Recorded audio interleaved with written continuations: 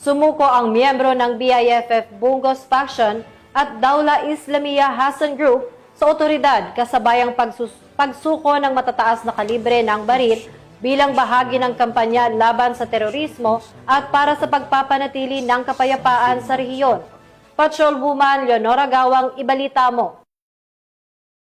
Winakasan ang pakikibaka at kusang nagbalik loob sa pamahalaan ang isang miyembro ng Communist Terrorist Group sa Barangay Imelda, Mondragon, Northern Samar. Ang pagbabalik loob ay resulta ng matagumpay na panawagan at pagsisikap ng mga tauhan ng 803rd Maneuver Company, Regional Mobile Force Battalion 8, samantala nakatanggap naman ang nagbalik loob ng agarang tulong na bigas mula sa mga kapulisan. Ang nasabing surrendery ay nasa kustodiya na ng 803rd Maneuver Company, RMFB 8, para sa kanyang posibleng enrollment sa programa ng ating gobyerno na Enhanced Comprehensive Local Integration Program o ECLIP. Muling hinimok ng pambansang pulisya ang iba pang mga miyembro at takasuporta ng CTGs na iwaksi na ang maling ideolohiya at magbalik loob sa gobyerno upang mamuhay ng payapa kasama ang kanilang mga mahal sa buhay. Mula dito sa Eastern Visayas, ako ang inyong PNN correspondent, Patrolwoman Palafox, alagad ng batas, tagataguyod ng Balitang Pulis.